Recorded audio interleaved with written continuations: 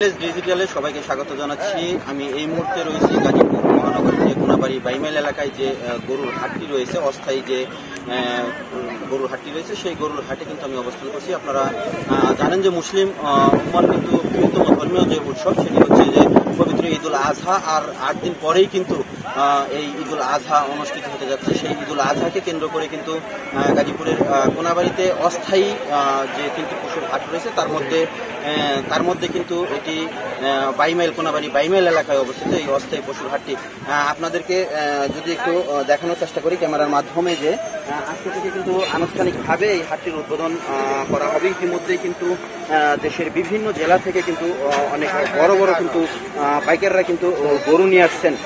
হয়তোবা দিন যত যাচ্ছে ততই কিন্তু ক্রেতা বিক্রেতার সংখ্যা কিন্তু বাড়বে, এমনটি কিন্তু জানিয়েছেন যে এখানে যে ইজারাদার রয়েছেন।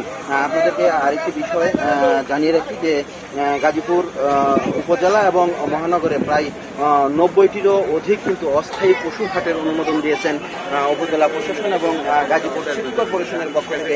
আজকে শুক্রবার কিন্তু অনেক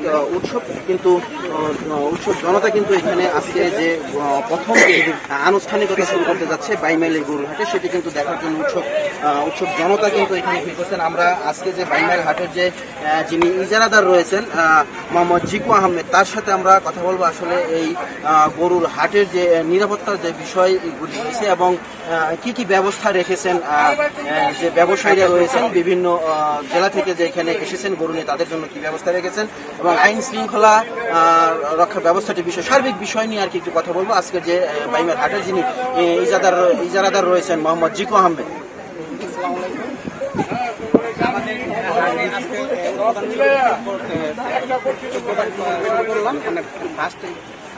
আর যারা দূরে থেকে গরু নিয়ে আসবে তাদের জন্য, ব্যাপারীদের জন্য এখানে অনেক ভালো ব্যবস্থা আছে, যেমন শেড করা আছে, শেড করে দিচ্ছি, তার থাকার জন্য টয়লেট আছে, সবকিছুই খাওয়া দাওয়ার সুব্যবস্থা সব করে করছি আমরা। আর এই নিরাপত্তার দিক দিয়ে গাজীপুর মেট্রোপলিটন থেকে আমাদের ফোর্স দিছে 24 ঘন্টা থাকার জন্য 2 শিফটে। আর কোনাবাড়ি থানা থেকে টহল টিম থাকবে। জাল টাকা শনাক্ত করার জন্য মেশিন আছে আমাদের। আর আপনার এই মোবাইল ব্যাংকিং রাখছি এই ব্যাপারীদের জন্য। আর হলো আপনার এই আসলে যেমনটি বলছিলেন যে কোনাবাড়ি যে বাইমাইল যে পশুর হাটটি রয়েছে, যে ইজারাদার জিকু আহমেদ তিনি আসলে যেমনটি বলছিলেন যে এই ব্যাপারীদের জন্য কিন্তু থাকা খাওয়ার সুব্যবস্থা করা হয়েছে এবং সেখানে কিন্তু এই হাটটিতে কিন্তু সার্বক্ষণিক সিসি ক্যামেরা দ্বারা নিয়ন্ত্রণ করা হচ্ছে, তিনি আসলে যেমনটি জানিয়েছেন। এবং ব্যাপারীদের কিন্তু থাকা খাওয়ার যে ব্যবস্থা এবং তাদের যে এইখানে জাল টাকা শনাক্তকরণের যে বিষয়টি, আরেকটি গুরুত্বপূর্ণ একটি বিষয় তিনি কিন্তু বলে গেছেন, সেটি হচ্ছে যে মোবাইল ব্যাংকিং এর যে ব্যবস্থাটি করা হয়েছে সেটি কিন্তু এই হাটটিতে করা হয়েছে।